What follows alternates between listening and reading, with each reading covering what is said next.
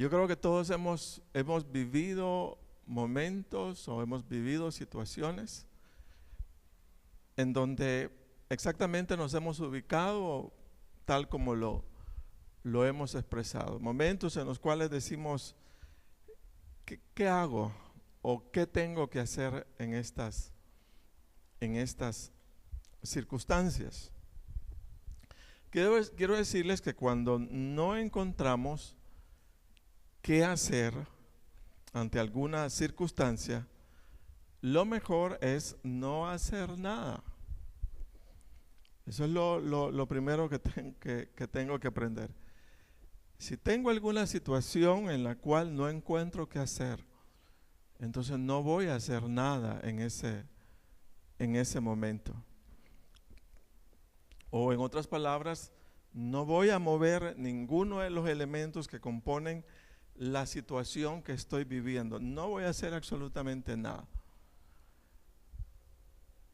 Parte del hecho, óigase bien, de que no sepamos qué hacer ante alguna circunstancia se debe a la poca información o a los limitados o escasos elementos de juicio que se tienen para tomar una decisión al respecto. Y como no se tienen muchos elementos de juicio, entonces es obvio, por eso nos sentimos vacíos y por eso no tenemos una claridad en relación al rumbo que debemos de tomar. Por eso decimos que cuando nos encontremos en alguna situación en donde no encontremos qué hacer, en ese momento lo mejor es no hacer nada. No mueva nada, no altere ninguna situación, sino únicamente quédese esperando. Cuando no encontramos qué hacer, lo que tenemos que hacer, óigase bien, es entrar en un momento de espera. Hay que esperar. Pero la pregunta sería, bueno, ¿y qué voy a esperar si necesito tomar una decisión? Entonces, lo que vamos a esperar es esperar a reunir más información que me permita optar a una mayor claridad de la situación que se esté viviendo, ¿verdad? Eso es importante. ¿A qué voy a esperar o qué tengo que esperar? Entonces la respuesta es esperar a tener más elementos de juicio, óigase bien, para que todos esos elementos de juicio me ayuden a tomar una buena decisión. Por eso estamos diciendo, si en ese momento, en el momento en el cual usted dice no hay o qué hacer, capte de alguna manera que lo que no tiene es información, es muy poca información. Pero a medida que vamos, fíjese, esperando y vamos de alguna manera sumando, fíjese, elementos de juicio, entonces pareciera que todos esos elementos de juicio me están ayudando a tener una mayor claridad de la situación que estoy viviendo. Y luego pues ya con esos elementos de juicio yo voy a tener la oportunidad de tomar una mejor decisión o la decisión que se estime conveniente. O puede suceder también lo siguiente, puede suceder que ante la urgente necesidad que tenemos de tomar una decisión, nuestro pensamiento y estado emocional se encuentran alterados, se encuentran afectados. Y como tal, en ese momento el pensamiento se satura y ahí es donde no encontramos qué hacer. Entonces pueden ser ya dos aspectos. Número uno, porque no tenemos toda la información. Y número dos, porque en el momento que debemos tomar una decisión, repito, nuestro pensamiento y nuestro estado emocional se encuentra muy alterado y como tal, o sea, nos saturamos y no encontramos qué decisión tomar. Esos son aspectos que debemos considerar. Entonces, lo que hay que hacer, por eso decimos, es esperar. Podríamos decir también calmarnos encontrar la paz mental y emocional en el Señor a través de la oración, y luego esperar el momento apropiado para razonar la situación, reunir todos los elementos de juicio disponibles, y luego, si estamos ya claros y seguros, entonces vamos a tener la oportunidad de tomar una decisión. Entonces, eso es lo que podríamos decir. Ahora, no es conveniente el tomar una decisión cuando en nuestro estado emocional y mental no es el más indicado. Ya dijimos, la saturación de pensamientos, o más bien el estado emocional de las situaciones, no nos ayudan a tomar buenas decisiones. Entonces, no es conveniente el tomar una decisión cuando nuestro estado emocional y mental no es el más indicado. Ahora, recordemos que como cristianos o hijos de Dios, nuestra guía o nuestra brújula que dirige nuestro caminar de todos los días es la palabra del Señor. Y a través de nuestras decisiones tenemos la oportunidad en vida física, oígase bien, de cumplir o hacer la voluntad del Señor en nosotros. Eso es un privilegio más bien grande que nosotros tenemos. Yo lo he dicho otras veces, el cristiano no es un ser desamparado, huérfano, sin camino, sin luz en la vida. No es así, sino todo lo contrario. Fíjese, tenemos las herramientas de juicio necesarias, tenemos al mismo Dios eterno, todopoderoso, ayudándonos en la toma de decisiones para nuestra vida. Ahora, el salmista refería lo siguiente en el Salmo 48, y eso es algo importante, lo que él expresó. Dijo el rey David, dice: el hacer tu voluntad, Dios mío, me ha agradado, y tu ley está en medio de mi corazón. Entonces, eso es como mi meta, ¿verdad? El hacer la voluntad de Dios. Ahora, en el momento que ejercitamos nuestra voluntad para tomar una decisión, podemos descubrir de nosotros mismos hasta dónde, mire, la ley del Señor está en nuestro corazón. Porque cuando en nuestras decisiones lo que prevalece es la conveniencia, la apariencia, la costumbre, la influencia de otros, pero no la voluntad del Señor, es muy claro que la ley del Señor no está en nuestro corazón. Entonces, una de las cosas por las que debemos luchar es precisamente esa.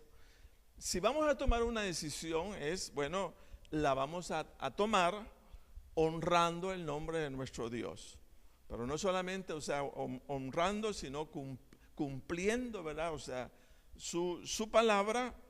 Entonces, es la manera en la que honramos, es la manera a través de la cual ponemos al Señor en alto. Mire, la necesidad que tenemos de decidir en orden a la voluntad del Señor se debe a que solo la palabra de Dios es garantía de buenas consecuencias. Como quien dice, ¿y yo por qué tengo que optar por la voluntad de Dios? Y la respuesta sería, porque solamente la voluntad del Señor, óigase bien, es garantía para mi vida de buenas consecuencias. Eso es importantísimo, que siempre nos recordemos. Fuera del ámbito de la voluntad del Señor, podemos esperar todo, menos que la cobertura del Señor esté con nosotros en las decisiones que estamos tomando o en las decisiones que debemos de tomar. Entonces, eso es uno de los cuidados que nosotros debemos a nosotros mismos. Si vamos a tomar una decisión, que sea en orden, fíjese, a la palabra del Señor, que se cumpla la palabra. ¿Por qué? Porque solamente el cumplir la voluntad de Dios es garantía de que las consecuencias, lo que viene, no será desagradable, sino que es o no lo contrario, ¿verdad? Que sea desagradable. Ahora, ¿cuál fue el consejo que Dios diera a Josué cuando asumió la responsabilidad de guiar a la tierra prometida al pueblo de Israel? Yo quisiera que fuéramos a Josué 1:7.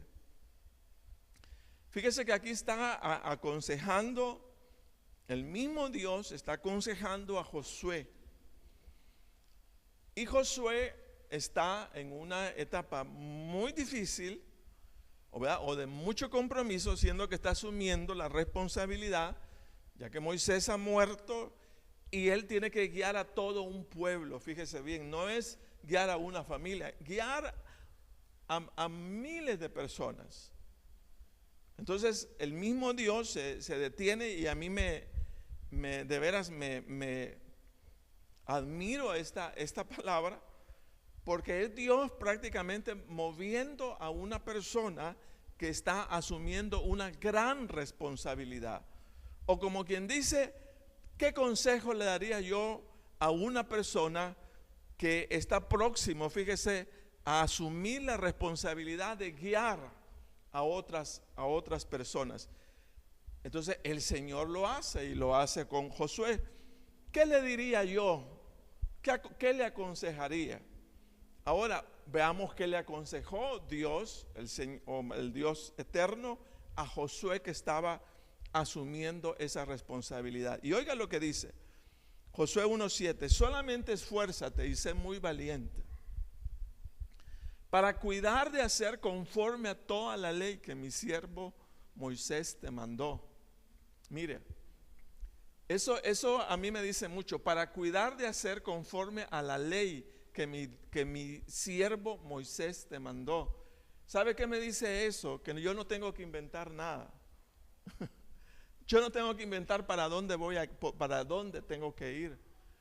Yo lo que tengo que hacer es leer la palabra.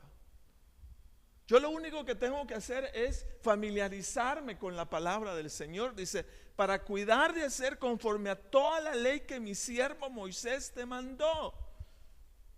No te apartes, dice, de ella, ni a diestra, ni a derecha, ni a izquierda, para que seas prosperado en todas las cosas que emprendas. A mí me gusta porque no es, vamos, inventa, vamos, crea, vamos, que te salga de tu mente. No es así. Dice, haz conforme a la ley, camina conforme a la ley. Eso significa que la dirección del hombre, la dirección del ser humano, no tenemos que inventarla, sino únicamente tenemos que seguirla, porque ya está hecha. Sí me doy a entender. Ahí está la palabra. Entonces, ¿qué quiero decir? Por eso digo, el cristiano no está abandonado. El cristiano no es una persona que se deba de quedar, bueno, ¿yo qué voy a hacer todo el tiempo? Porque sabemos, leyendo la palabra de Dios, qué es lo que tenemos que hacer ante las diversas circunstancias de la vida. Y vea, y la otra cosa importante dice, no te apartes de ella. Esa es como nuestra responsabilidad, ¿verdad? No te apartes de ella, ni a derecha ni a izquierda, sino mantente firme en una sola dirección. Y luego dice, ¿qué va a suceder si yo me dejo guiar por la ley de Dios, de Moisés, o la ley del Señor? Si yo permanezco firme y no me muevo a la derecha ni a la izquierda, entonces lo que va a suceder, dice, para que seas prosperado en todas las cosas que emprenda. Entonces aquí me dice incluso otra cosa, fíjese bien, que cuando obramos, cuando nos volvemos en instrumentos de la palabra de Dios, De manera que a través de nuestra vida lo que sale es el cumplimiento de la palabra. Entonces yo tengo asegurado todas las consecuencias. Yo tengo garantizado que todo lo que viene después de ello, fíjese, dice para que seas prosperado en todas las cosas que emprendas. Eso lo podemos llevar al plano de la familia. ¿Por qué puede fracasar, una familia, pongámoslo? Porque se apartó. Y dice, no te apartes de ella. Cuando nos apartamos y comenzamos de alguna manera, mire, a imaginar qué es lo que tenemos que hacer, cuando lo único que tenemos que hacer es dejarnos guiar por la palabra que ya está escrita, entonces dice, no te apartes de ella. Si nosotros analizáramos la situación de alguna familia o X situación, entonces lo que nosotros vamos a descubrir, cuando hay tragedia, cuando no hay prosperidad, cuando no hay bendición, que lo que ha sucedido es que ese negocio, ¿verdad? O ese ministerio o ese algo, lo que hay internamente es que se apartaron de la ley de Moisés, que nos apartamos de la ley de Dios. Y fuera de la ley de Dios, nosotros no podemos que caminar con la certeza de que todo nos va a salir bien.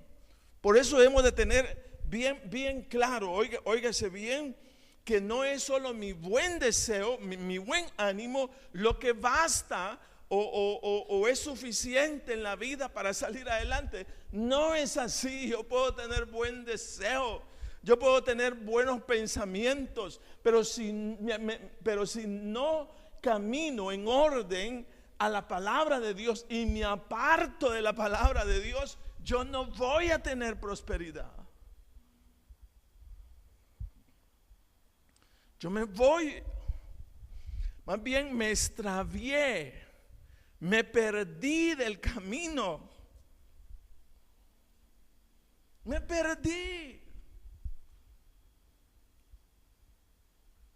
Cuando comenzamos, fíjese, a elegir de la manera incorrecta y comenzamos más bien a suponer más que a seguir lo que está escrito en la palabra del Señor. Entonces dije, nunca se apartará, mire, nunca se apartará de tu boca, oiga, este libro de la ley, sino que de día y de noche meditarás en él, para que guardes y hagas conforme a todo lo que en él está escrito, porque entonces harás prosperar tu camino y todo, mire, no dice algunas cosas, sino todo. O sea, la familia, el matrimonio, los hijos, esto, lo otro, todo te saldrá bien. Ahora vea usted lo que Pablo decía en relación a hacer la voluntad de Dios. Romanos 12:2 dice, no os conforméis a este siglo, sino transformaos por medio de la renovación de vuestro entendimiento. Entonces el entendimiento dice que tiene que ser renovado. ¿Y por qué tiene que ser renovado el pensamiento? Sería, bueno, porque hay patrones de conducta que los hemos adoptado probablemente dentro de la familia, dentro del círculo familiar, o a lo mejor por la sociedad, o a lo mejor por la escuela, o a lo mejor por la universidad. Por cuántas cosas, fíjese, podemos adoptar un patrón de pensamiento inadecuado, incorrecto. Entonces dice, si no transformaos por medio de la renovación de vuestro entendimiento, para que comprobéis cuál sea la buena voluntad de Dios, agradable y perfecta. Por eso estamos diciendo, ¿verdad? Que cuando no tengamos que hacer, o sea, esperen, no tome decisiones. Tenga claridad, sume más elementos de juicio, dice, o espere a que la saturación de su mente entre en otra etapa diferente. luego visualizar que lo que debemos hacer es la voluntad de Dios, entonces exactamente estamos en ello. ¿Por qué tengo que hacer la voluntad de Dios? Porque es la única garantía de que lo que viene después es seguro, es confiable para mí. Eso es lo que estamos expresando. Ahora, quiero decirle que existe el riesgo al momento de sentirnos presionados por alguna decisión a tomar, que nuestros sentidos, ¿verdad?, o nuestro ánimo busque la conveniencia en lugar de la palabra del Señor. Entonces ahí estamos en un gran lío. Es como cuando alguien dice, mire, yo voy a poner un negocio, pero a mí lo que me han dicho es que lo que se vende es la cerveza. Entonces, pues yo tengo que vender cerveza. Yo voy a poner himnos, ¿verdad? Voy a poner a Marcos Witt y toda la cosa, pero voy a vender cerveza. Porque la cerveza se vende y con esa uno gana mucho dinero. En muchas cosas lo hacemos de esa forma. Violamos el principio bíblico, nos acomodamos y decimos, esta es la voluntad de Dios. Y eso es precisamente, fíjese, lo que no hay que hacer. Mire, yo voy a decirle una cosa que a nosotros nos cuesta. El Señor tiene la capacidad de bendecirte más allá de lo que nosotros imaginamos, sin que tengamos que hacer uso, óigase bien, de los argumentos del mundo para salir adelante. Dios es suficiente. Dios tiene, óigase bien, la riqueza necesaria para sacarte de cualquier situación donde estés. Y no tenemos, fíjese, que entrar en polémicas, en discusiones, en pleitos, en aquí, en allá, en nada. Tu Dios es suficiente para sacarte adelante de todo. Así como lo escucha. Nuestro Dios es suficiente.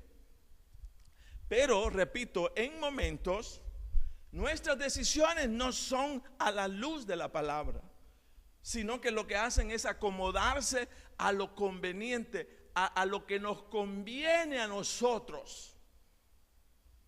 Pero no conviene, fíjese, en nuestra relación con el Señor.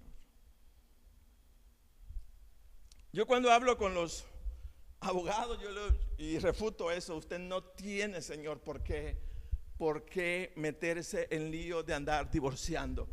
Un abogado cristiano no divorcia a nadie, Dios. ¿Por qué se mete en esa maldición? ¿Por qué? Porque es contra la palabra. Porque ¿qué dice la palabra? El que se casa para toda la vida. Entonces, ¿cómo voy a? No, sí, pero sabe, hermano, pero haciendo movimientos de ese tipo, yo voy a ganar mucho pisto. Entonces es el dinero. Es el dinero el que mueve. No es la voluntad de Dios, sino el dinero, porque ahí se gana dinero. Entonces está igual que el de la cerveza. Exactamente igual. Por eso digo, necesitamos como filtrar bien lo que estamos moviendo, de manera que no alteremos, fíjese, la voluntad de Dios y optemos por posturas de conveniencia donde me conviene a mí, pero a costa de menospreciar la voluntad de Dios para nuestras vidas. Entonces eso es importante. Ahora, yo les voy a presentar un caso de cómo se da esas decisiones de conveniencia.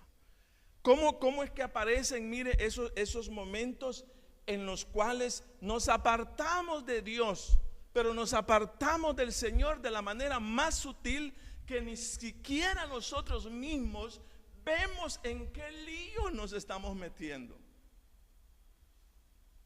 Y ya se van a dar cuenta. Yo quiero que vayamos a Génesis capítulo 12, versículo 10. Vamos a aprender de cómo no meternos en líos a la manera de Abraham.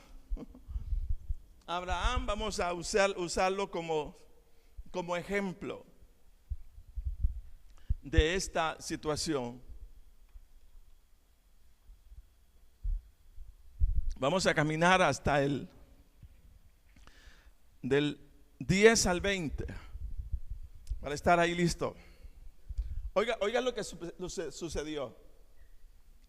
Hubo entonces hambre en la tierra.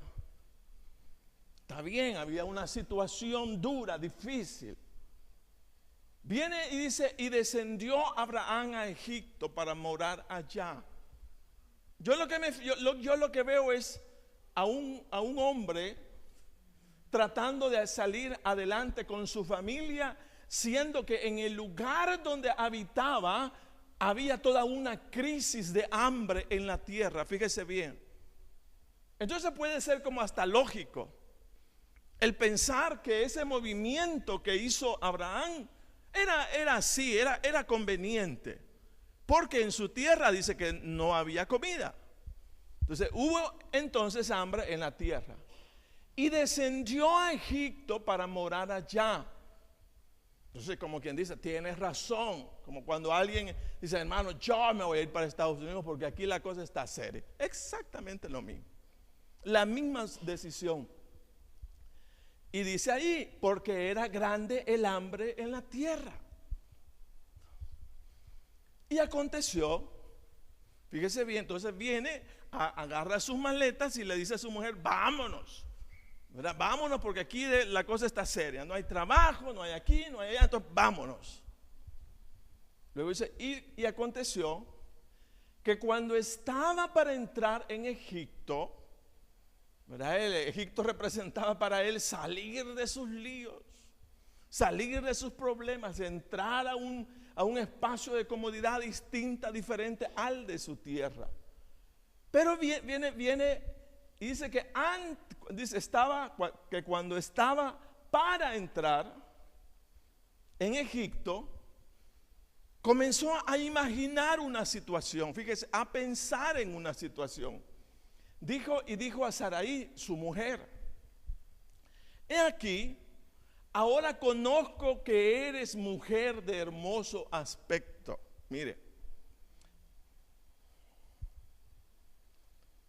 y cuando te vean los egipcios, dirán, su mujer es, y me matarán a mí, y a ti te reservarán, ¿sí, verdad? Reservarán la vida. ¿Sí? Ahora, esta situación Abraham la imaginó, ¿verdad? Sí se entiende que la imaginó. Antes de entrar, se le quedó viendo a la mujer que aquel nunca la había visto. Está bonita. Entonces le dijo, si entramos, entonces me van a matar por causa tuya. Vamos a hacer una cosa.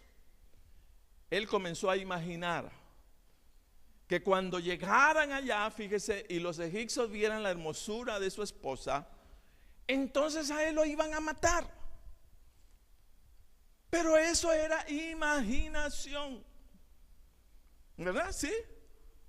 Él estaba entrando, él no estaba concluyendo nada real. Él imaginó, y cuando imaginó, armó una estrategia a su imaginación. Dice, ahora pues, oiga, di que eres mi hermana. Cuando comenzó a hacer la estrategia para salir adelante y no tener problemas cuando entrara a Egipto, entonces viene y dice a Abraham, ¿sabes qué? Ya no me digas esposo, ni yo te voy a decir esposa, olvidémonos. Ante los egipcios sos mi hermana. Ahora, yo pregunto, ¿eso es verdad o eso es una mentira? ¿Es una verdad o una mentira? Ok, va, exactamente. Cuando comenzamos a hacer uso, ¿sabe qué hacemos? Asociarnos con el enemigo, con el diablo. ¿Quién es el padre de la mentira? El diablo. Entonces, mire cómo comenzó. Estaba tratando de salir adelante en una situación. Viene, imagina lo que le puede suceder y hace una estrategia. Pero la estrategia que usa es mintiendo. Y yo te voy a decir, el día que dejaste entrar la mentira, ese día entró Satanás para ser tu socio de vida.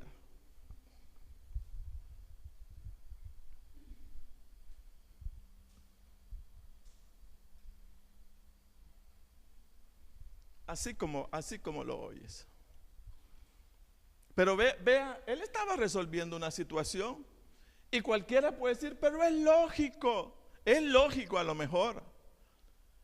Pero yo les voy a leer lo que dice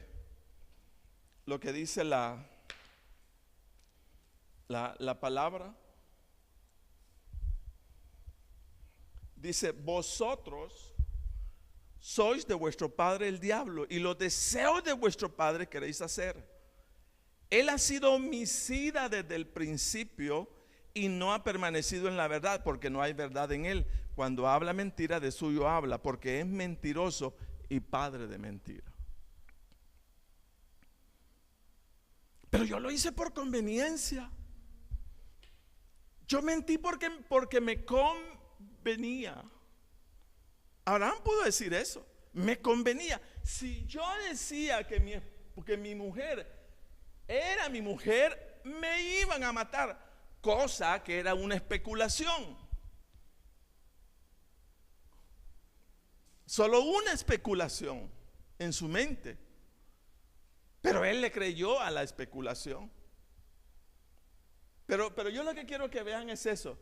De una manera normal, mentimos, cubrimos una situación y no sabemos que el día que comenzaste a usar la mentira, comenzó el enemigo a tomar control de tu vida.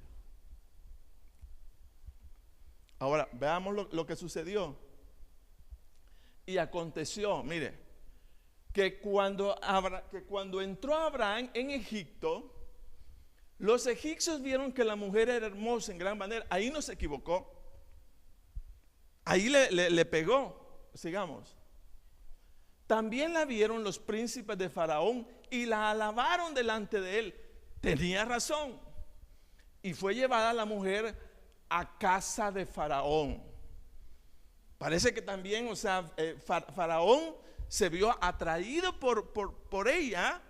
Pero fíjese bien, aquí es donde descubrimos, óigase bien, lo que puede ser la misericordia de Dios en la vida de una persona, cuando lo que hace no es mentir, sino decir la verdad.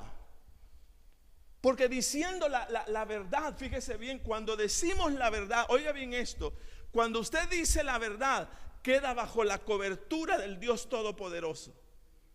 Cuando usted dice mentira, usted se sale de la cobertura y comienza a traer consecuencias desagradables a su vida. Entonces fue llevada la mujer a casa de Faraón. La pregunta es, ¿por qué Faraón llevó a la mujer de Abraham a su casa? Porque él pensó que era su hermana, no su esposa. ¿Sí? Porque el otro había mentido. Entonces, mire cómo viene la cadena de la mentira afectando la vida de las personas. Veamos el otro versículo. Dice, ese es antes. Bueno, sí, correcto. Entonces viene Faraón y trata de encontrar gracia, ¿verdad?, delante de la mujer de Abraham. Y dice, e hizo bien Abraham por causa de ella. Y él tuvo ovejas, vacas, asnos, siervos, criadas, asnas y camellos. Comenzó como a bendecir, ¿verdad? Pero vea bien lo que viene.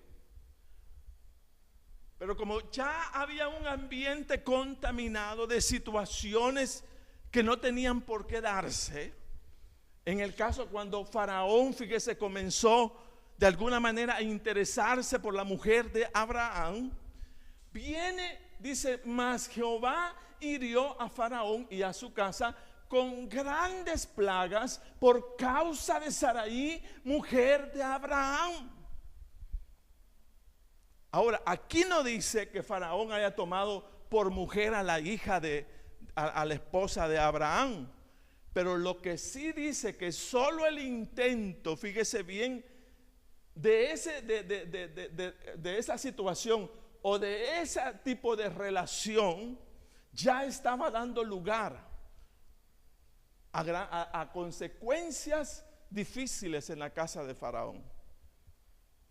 Solo el hecho de que no haya sido su mujer la que haya llevado, dice que Jehová hirió a Faraón y a su casa con grandes plagas por causa de Sarai, mujer de Abraham, solo y únicamente. ¿Por qué? Porque se interesó en alguien que no debía haberse interesado.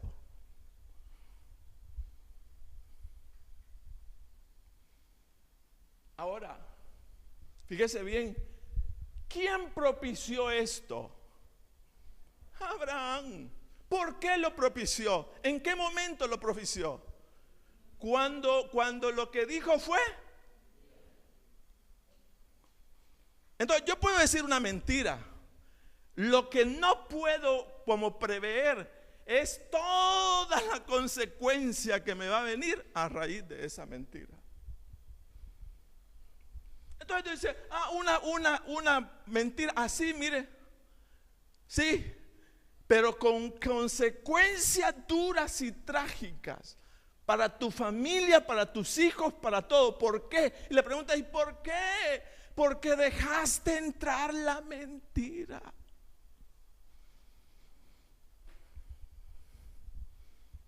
Porque no te está gobernando la verdad. Ay, hermano, si yo medio le dije, no, Señor, no. O sea, ¿por qué? Y de hecho lo dije, porque inmediatamente usamos de la mentira, comenzamos a hacer alianza con el enemigo. Y el enemigo va a comenzar, mire, a traer a tu vida grandes dificultades.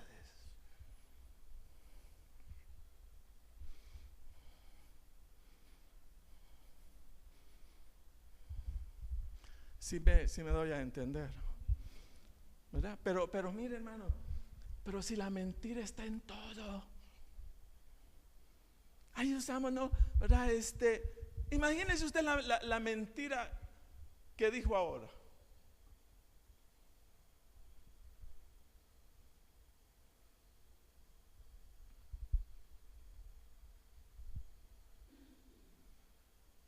O sea, donde hay mentira,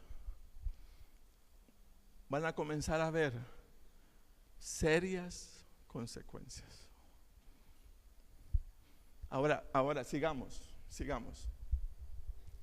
Entonces Faraón, mire, cuando se dio cuenta todo lo que había llegado a su casa, mire, yo creo que este hombre comparó.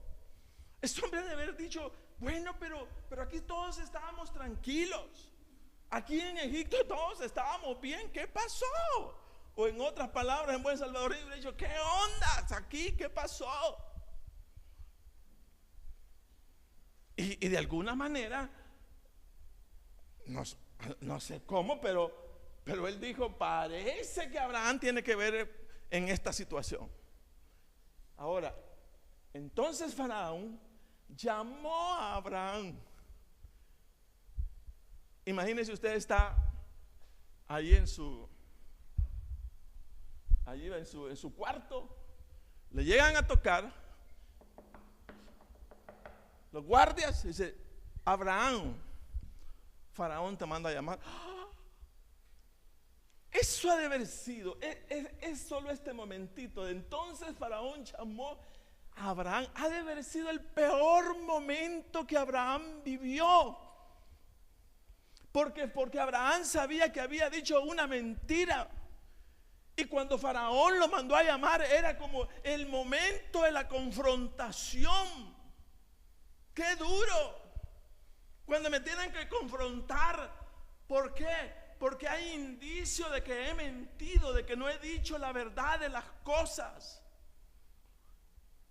Entonces ha de haber sudado Abraham. Entonces Faraón llamó a Abraham. Ha de haber sudado. ¿Qué me va a decir la autoridad? ¿Qué me va a decir Faraón? ¿Qué me va a decir? Yo imagino. ¿Sí? Entonces, y le dijo: mire, parece que había un indicio. Algo, yo no sé cómo Abraham, pero lo relacionó, Faraón, pero lo relacionó con Abraham.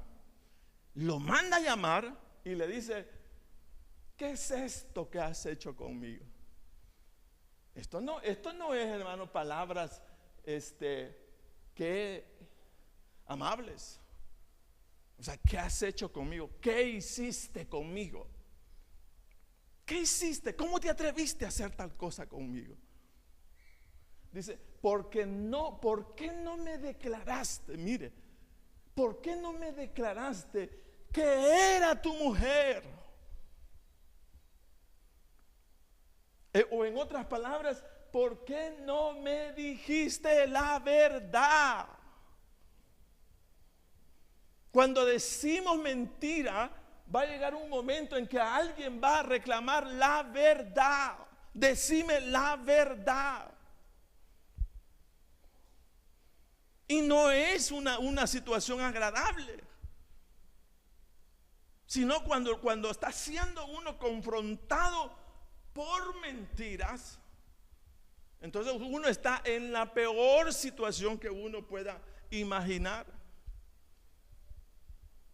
Entonces yo lo veo de esa manera, porque quiero decirle: está bien, siga mintiendo. Está bien, se ha descuidado y como quien dice: ay, yo se lo dije sin saberlo. No. Si es mentira, capte, la mentira trae serias consecuencias. Entonces dice: ¿por qué no me declaraste que era tu mujer? ¿Por qué no me dijiste la verdad? ¿Sí? ¿Por qué no me dijiste que era la verdad? ¿Por qué no me declaraste que era tu mujer? Ahora vuelvo a preguntar: ¿dónde comenzó todo esto? ¿En quién comenzó? ¿Por qué?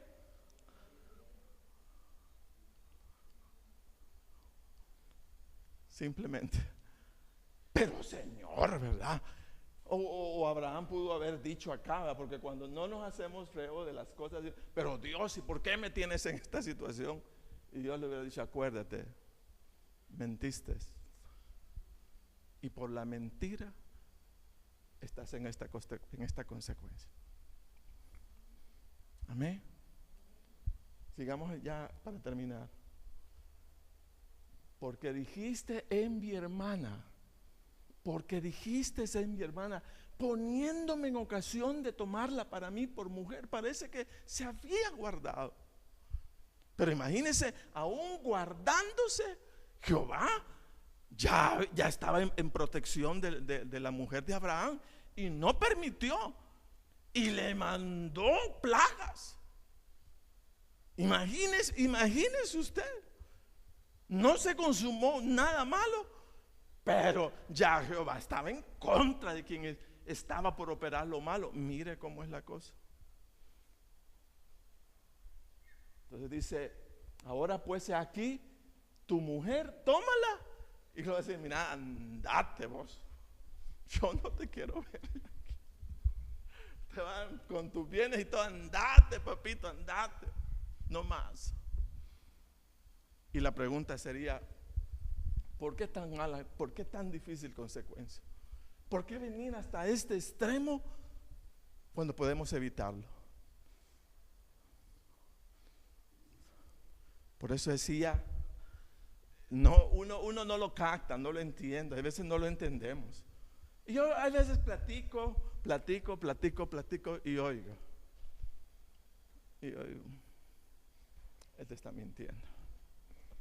Este está mintiendo, tiene que estar mintiendo. Y la mentira, por eso se la traje. Acuérdese siempre de todo esto. Acuérdese de todo el lío que vivió Abraham. ¿Por qué?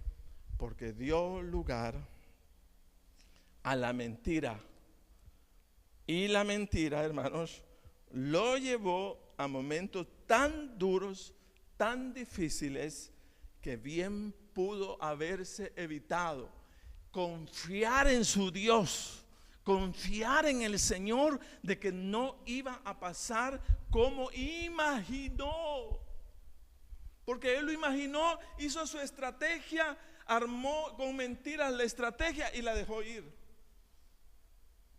Mire, si él hubiera entrado, para mí, si él hubiera entrado a Egipto, Dios hubiera guardado a él y a su esposa de Faraón y de todo mundo, diciendo la verdad. ¿Por qué? Porque dentro de la verdad tenía el respaldo de Dios, pero fuera de la verdad comenzaron las consecuencias para Abraham. Eso fue todo el lío.